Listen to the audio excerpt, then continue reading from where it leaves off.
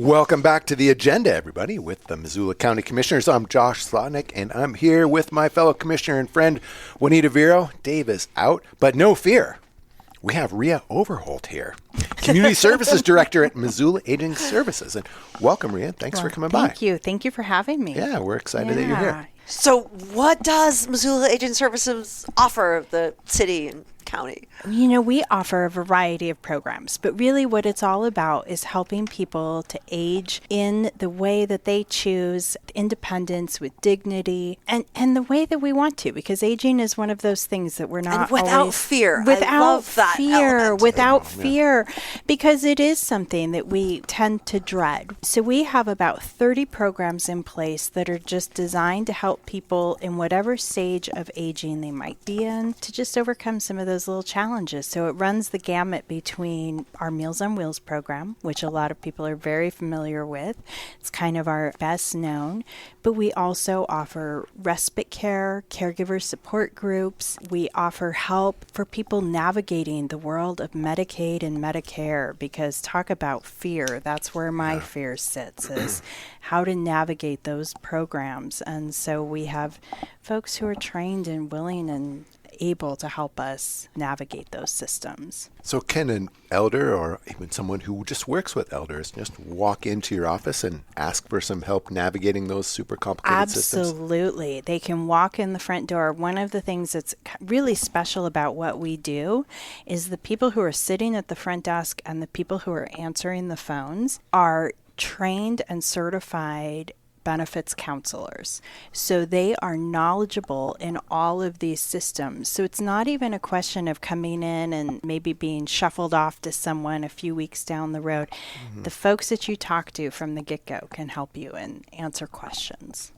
Wow. What are some of the things that an elder or a person who cares for elderly people would be concerned with around Medicaid or Medicare? What's a typical type of issue? Well, just understanding which is which, and when you qualify for Medicaid, what sort of services Medicaid covers, what they don't cover. With Medicare, it becomes much more difficult because there's so many different options as far as the different plans that you can sign up for. Some of them have benefits, some of them have some real consequences.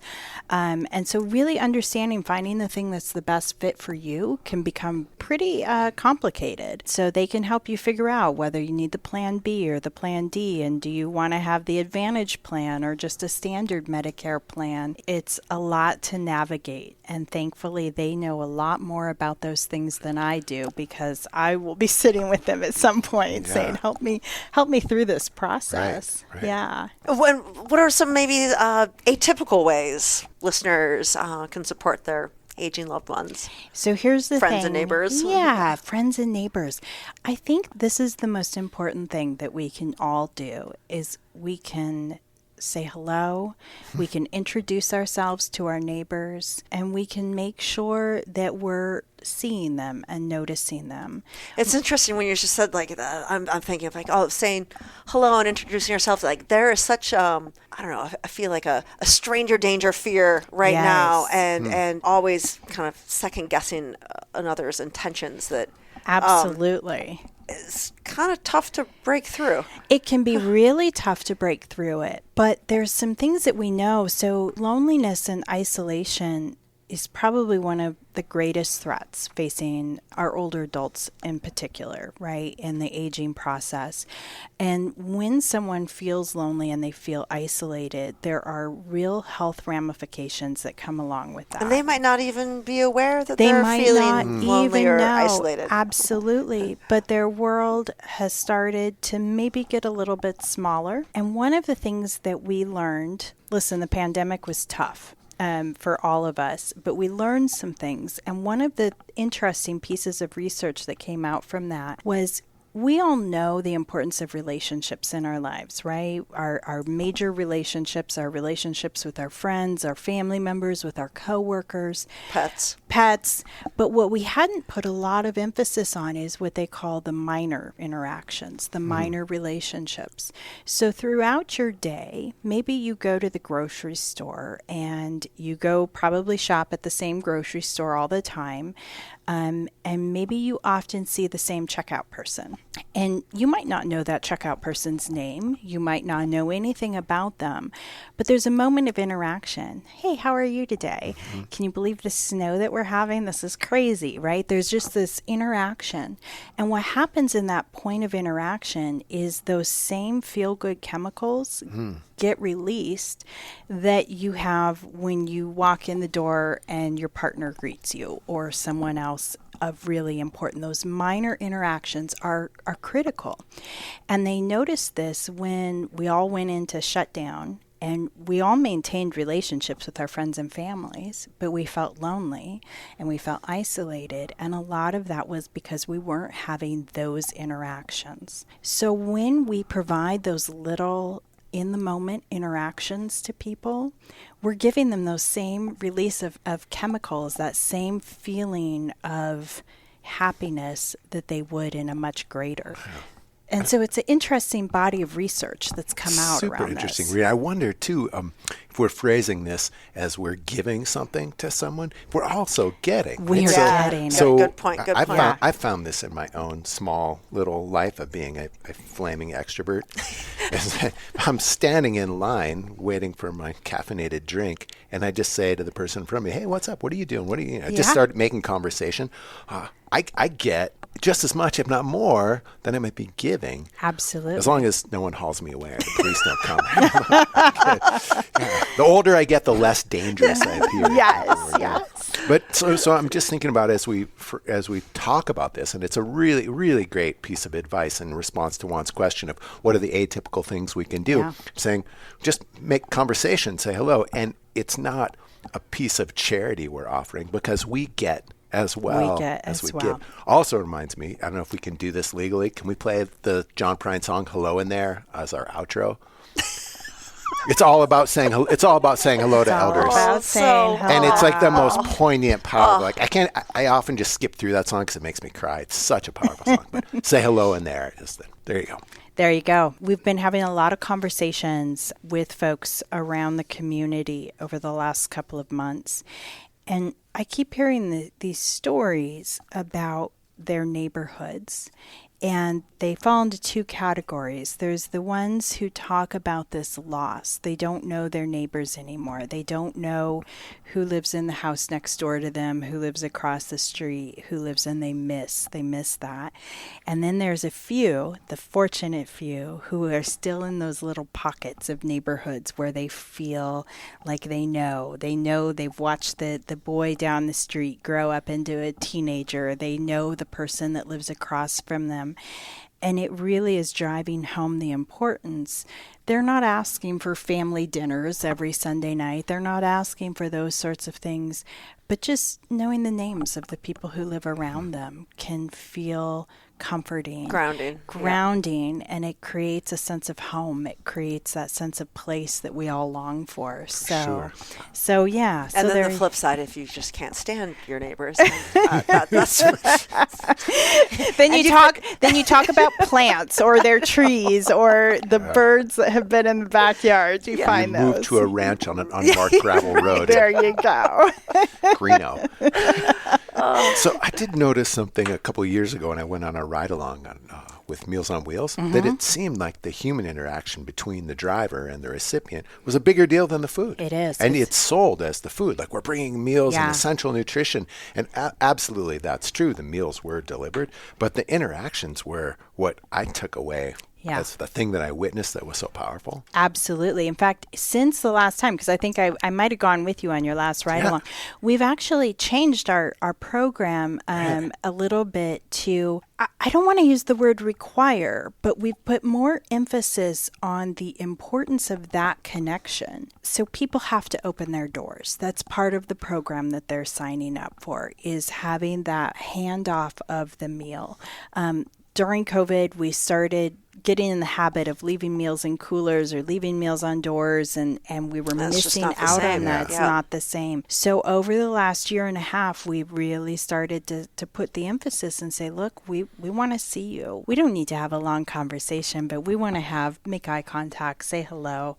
And so that has become a much more emphasized portion of our program over the last year. What sort of feedback have you received on that? So at first, it was really fascinating because it felt intrusive to them, I think, right? Like nobody likes being told what to do. Nobody likes being told what to do, and it had become a comfort place, a place, where they didn't have to have that interaction. Since then, what we've been hearing since we implemented this change is our volunteers are enjoying the program so much more.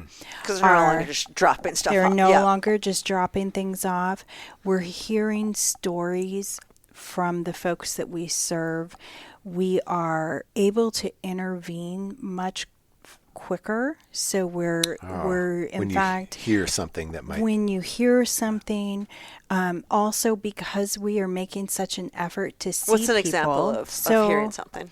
So, for example, this is kind of a cool thing. About the same time, we started delivering pet food along with the meals. Oh, great so we idea. actually When did that start? This I didn't know started that. about a year ago. That's a so great idea. we have a partnership with the Humane Society, and this is unbelievable. They get donations of pet food, right, from PetSmart and all the big companies donate pet food, and they will distribute that pet food out. But you have to come to the Humane Society to pick it up. Well, in our world, that's not always possible. And I think when we were talking about loneliness before, you mentioned pets, our relationships with our pets. Our pets are critical.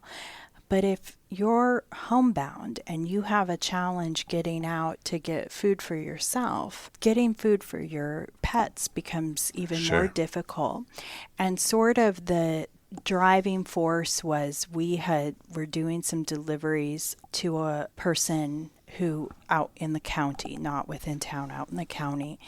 And one of our drivers reported they had gone in and they were actually taking their meals and putting them on the floor to feed their pet. Wow. Yep. Wow. And we thought, boy, we don't want that to happen. So now what happens is we get these bags of cat food and dog food and things from the Humane Society, and our drivers deliver it out with the meals. So we're feeding. Yep.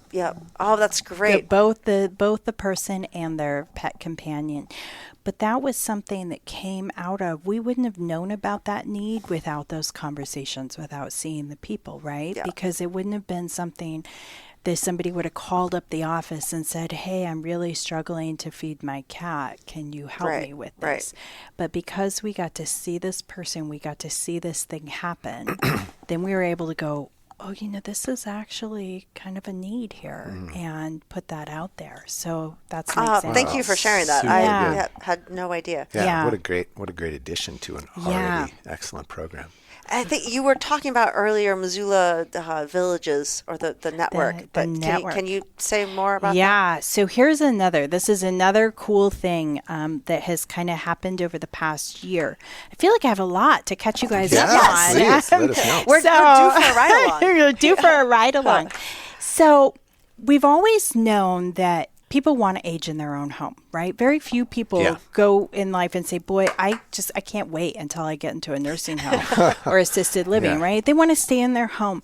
And there's a lot of things that need to happen for that to be effective. But a lot of times it's little things. It's a lot of little things that add up. So, for example, ramps and handrails and ramps bathrooms and handrails, but sometimes even smaller than that. So it's not uncommon for people to start to lose mobility in their shoulders as they get older, right? A shoulder is a major joint. I just went through frozen shoulder this fall, and I had no idea how debilitating it is. How debilitating, because like the whole world. So now imagine that the light bulb in your kitchen has gone out. Yep. There's right? no way you're going to fix that. You can't fix it. And without that light bulb in your kitchen, you can't see what you needs can't to see, be cleaned. So now or it's a much bigger issue. And so something as simple as changing a light bulb can be something that's really challenging. We also talk a lot about really basic transportation needs. We have an incredible community public transportation system in Missoula, right? It's great. We're so fortunate. But if you happen to live just outside of that, or maybe you don't need regular transportation, but you're scheduled for surgery on your eye, right? You've got eye surgery and you have to have a designated driver in order to have that procedure done. They won't let you show up and say, I'm going to call an Uber. When you've got to walk in and here's the name of the person you're going to call. You've got to have that. We hear stories all the time of people who put off procedures because they don't have that designated driver, right? That's heartbreaking. So it's just these things which none of them are rocket science. They're not huge, but how do you create a network? And so around the country, there has been this movement of creating the neighbor to neighbor villages network. And what it is it's basically a platform of neighbors helping neighbors. The philosophy behind it's really simple, and that is that we all have something to give. Just because I get older doesn't mean that I lose value. I still have things to offer, but it's about finding the matches for what I have to offer with the people who need that sort of assistance. So if you would imagine, let's imagine that the three of us are in the village, right? And Juan, your shoulder's frozen up. You can't get that light bulb changed, right? But Josh, you've got some height on you. I believe in your ability to be able to change that bulb, right? But so maybe you can offer that for her, but maybe you need laser surgery on your eyes, or maybe you have a dental appointment where you need anesthesia, right? I love to drive. I'd be happy to drive you to your appointment and get you home afterwards. That could be something that, right? And so what we do is we're creating a circle of support for each other that doesn't require an exchange of funds. It's not about hiring somebody to come and do this thing for me. It's about a system of reciprocity, a system of saying, hey, we all have something to offer, and how do we do this? It's like the Robin Wall Kimmerer idea of an economy. Yeah. Yes. So how do people inside the village network know what's available to them? So it's all based on a website platform. Okay, which I know everybody goes, oh my goodness, but it's older adults and that's technology. Let me tell you what, they are pretty savvy when it comes to, they can navigate. My grandmother could navigate Facebook in a way that I never could. She knew some stuff, right? So it's a platform, and essentially they sign up to be a part of this platform. And this again is called Missoula Villages? Missoula Villages. And within that, they have access to this community of people who have all been background checked, they've all been vetted, like they've all gone through those processes, but now they're in this network, and within that network, they can share services, so they can support each other with services, but they can also have access to events, to curated calendars. That's another thing that we hear from people all the time. Activities. There's so much going on in Missoula all the time, right? They can't go. But they can't go, or they don't even know where to look to see the stuff. Like, how many times on the weekends do you guys like, oh my gosh, I didn't even know that activity was taking place. So the village kind of curates their own calendar of here's events, here are things that are happening. But now it's a little bit more than that, because now it's going, String Orchestra of the Rockies is playing on Sunday, and Juan, you're going, but you've got an extra spot in your car, and you put that on there, and I say, I would love to go. Can I ride with you? And now I have somebody to go with. I'm not walking in by myself. I've got a ride to this event. We have this shared experience. So this program has been highly successful all around the country. Wow. About 7 years ago, Kalispell started one, and it's called My Glacier Village. And it's phenomenal what's happening, what they're doing, what they're accomplishing up there. And so about a year and a half ago, we were in these conversations trying to figure out how do we provide some of this extra support. We started talking about the village, and we reached out to Mike Glacier Village and said, hey, tell us about it. How'd you do this? They said, it's the funniest thing because we just got contacted by a group of folks in Missoula who are interested in starting a village. So they put us all in contact with each other. And I don't know how to even explain this group of volunteers that have come together over the past year. But this program, we're providing the umbrella agency, but the entire program is being put together by this group of folks from the community who are volunteering their time and their efforts and their energy to form this group within Missoula. And it's organic in nature. It's grassroots. It's there looking at what works. Yeah. It's how it's meant to be.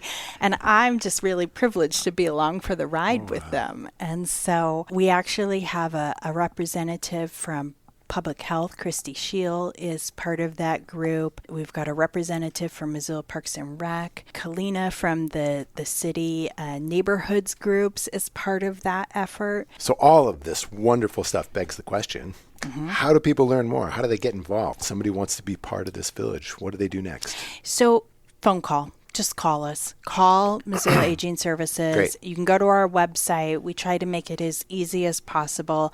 If you called Missoula Aging Services and said, hey, I want to talk to someone about the village, they would get you to the right person. And there's a button on the Missoula Aging Services website for the villages. There is a button on the website for the That's villages. so good. I've been on the website and I hadn't even noticed that. Yeah. That's so Yep. good. Yeah. But really, we want to just make it, just call us. It's one number. It's just our Do you one know how number. many folks are participating or being served? So we're in the process right now of onboarding. So we just onboarded our first 2 members on Friday. Oh, so this is So just this super is fresh. brand new. You are on. You're like Oh, breaking wow. news. Okay. You guys are getting like the inside scoop here. Look at you. Okay, so now I don't feel so bad about it. Like, That's being aware of it. typical with a bi-monthly podcast. You're right on the edge. Right on the edge. So we just onboarded the first 2, but we've got a list. Goodness, we're somewhere 40, 50 behind that we're in the process of onboarding. Yeah. That's super good. Hey, so Juan, I hear that you are doing an event that has some crossover with MAS on April 28th. Yeah. Look at Juan looking at us going, I am? Yes, I am. Tell me about this It's event. just it's a 35-minute keynote. My I guess there's a birthday is slide on deck. the 27th. Yes. Yeah, didn't you know? I mean, you're launching a whole thing. Yeah, you're doing the launch. There'll be some national media there, but they're mostly friendly. Mostly. So tell us about this event that we're doing. That you're doing. So this is part of this curated events that we're doing through the village, right? So just to kind of give you a framework, on Sunday we did a Tai Chi and tea event down fantastic. at Sacred Ally downtown. They did a Tai Chi. It was amazing. I never knew how to pronounce that. I think I was calling it Sacred Alley. Well, I was too, and then I'm like, but there's missing not a bad name. E, right? Either way, right? it's funny. I've just driven by it, and I didn't read it very carefully. So thank you for saying that. So Tai Chi, we're doing an event in a couple of weeks at the Butterfly House. So we'll be meeting for breakfast and then touring the Butterfly House together. We're doing a special event with the Home Resource Crew coming up. And what is this all These around? are Fix It. These are all village events. Oh, so I see. these are opportunities for people to come together and learn more about Missoula villages, and then also just enjoy the Cool event, Missoula stuff. whatever Yep. cool Missoula stuff. So because we're hanging out with all the cool people, I mean the Butterfly House, Yeah. Home Resources, Sacred Alley. we obviously have to hang out with you as well, right? That county wouldn't be- commissioners, right. absolutely.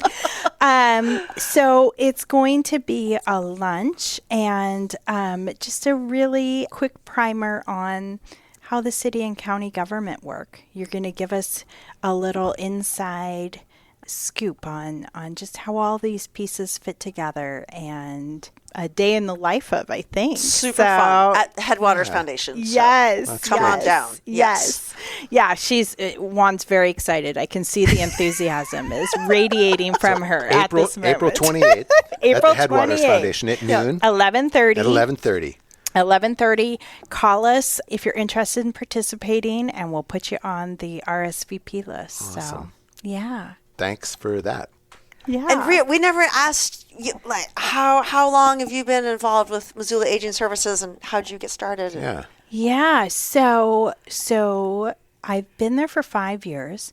I thought it was much longer than that. I know, it feels longer, but here's the thing. So I'm a Darby girl. I was raised down in Darby. I'm a Darby girl. A Darbarian. I am a Darbarian and proud of it. Yes, proud of it.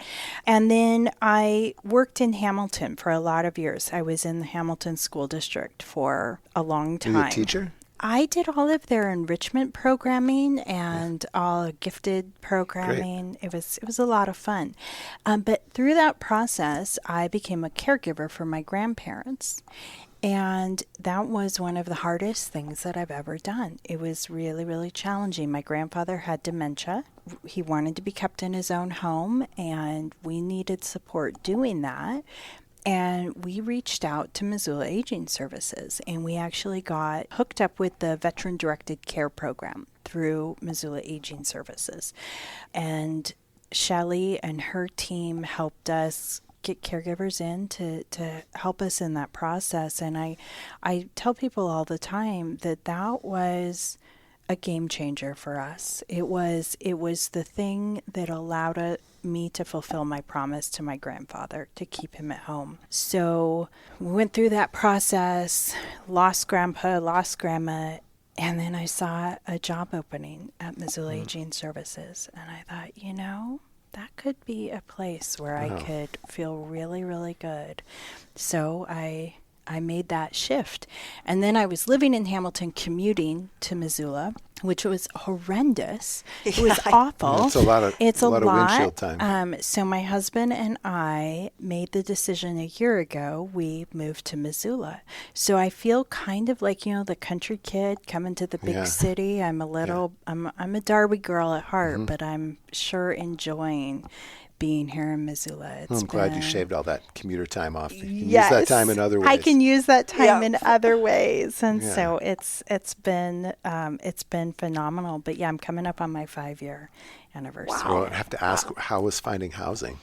So here's the thing: we decided to rent for a year because I didn't know where I wanted to be in Missoula. Where do you want to be, right? And we found a place right at the base of the Rattlesnake. We border. It's not a very desirable neighborhood. No one wants to Not live at there. all. Nobody wants to be there. I overlook Waterworks Hill. Like, I'm my right gosh. on the edge of Waterworks Hill. And so that's what the view from my living room is, right? And I tell people all the time, I am more in the country now than I was when I was living in Hamilton. Like the birds and the coyotes and it's amazing. Wonderful. But now I'm never going to be able to move. Anything after that's going to be a letdown, right? Yeah, kind of. I think so. Because you're so close to all the things that a big city has. A big Montana city has to offer. Except for I do have to tell you, this is the funny thing, and we talk about this a lot. So I haven't ridden my bike since we moved to Missoula. Because there's that little hill that goes up, It's right, short, Duncan? But it's short and steep. Duncan It is steep. It is steep. It is steep. And so my fear is that I'll ride my bike and go somewhere and then not be able to get home again.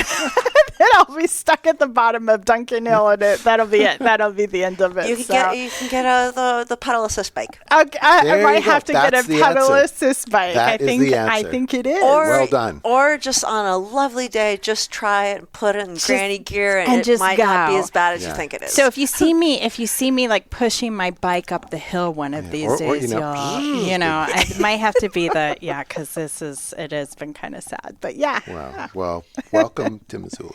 Thank you. Yes, so glad you're here. Yeah. Well, before we close, this is kind of our tradition. Did you have a good book or read or nugget of wisdom or Anything you've come across in the recent past. Guides you or inspires you. Could be a piece of art. Could be something wonderful somebody said. So I have to tell you, I just got back from the Baja. I was down on the What town golf were you? course.